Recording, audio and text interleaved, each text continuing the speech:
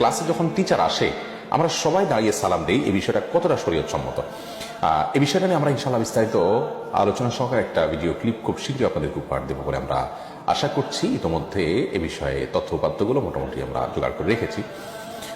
শুধু এটুকু বলে রাখি যে কোনো গেস্ট আসলেন আর সবাই দাঁড়িয়ে গেলেন তার সম্মানার্থে, এই যে একটা কালচার আমাদের সমাজে আছে, স্কুল কলেজগুলোতে আছে, অফিস আদালতগুলোতে আছে, যে বস ঢুকলেন সবাই যার যার চেয়ার থেকে দাঁড়িয়ে গেলেন বসের সম্মানার্থে, এটি হাদিস দ্বারা সুস্পষ্টভাবে নিষিদ্ধ। নবী করিম সাল্লাল্লাহু আলাইহি ওয়াসাল্লাম হাদিস থেকে আমরা জানতে পারি যে তিনি নিষেধ করেছেন, তোমরা দাঁড়াবে না কামা ইয়াকুমুল আহাজুম বা'দুহুম লিবা'দ, অমুসলিমরা যেরকম একে অন্যের জন্য দাঁড়িয়ে যায় তোমরা সেভাবে দাঁড়াবে না।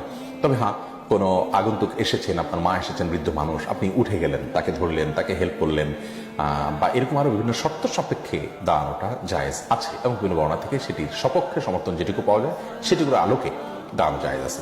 ওকে, মৌলিকভাবে যে দাঁড়ানোর কালচার আমাদের সমাজে প্রচলিত আছে, যেমনটি বললাম স্কুল কলেজ অফিস আদালতে, যে টিচার ঢুকলেন তো সবাই যার যার জায়গা থেকে দাঁড়িয়ে যাবেন, তারপর সবাই বসবেন, এই কালচারটি নবী করিম সাল্লাল্লাহু আলাইহি ওয়াসাল্লামের সুস্পষ্ট হাদিস দ্বারা নিষিদ্ধ।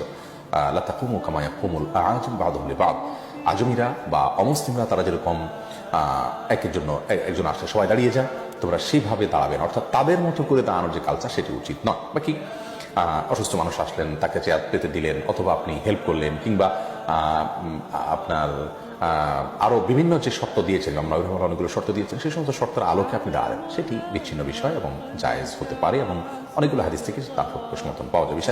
বিষয়টা কি বিস্তারিত আমরা বলবো। তবে মোটা দাগে যে প্রশ্ন আপনি করেছেন, ক্লাসে টিচার আসার পর সবাই দাঁড়িয়ে যায় সম্মানার্থে, এই দাঁড়ানোটা এটা অবশ্যই হাদিস দ্বারা নিষিদ্ধ। কারণ হলো এই দাঁড়ানোটা উলামা ইকরাম অনেকেই যে সমস্ত শর্ত সাপেক্ষে ক্ষেত্র বিশেষে দাঁড়ানোর অনুমোদন রেখেছেন, এটি তার মধ্যে পড়ে না।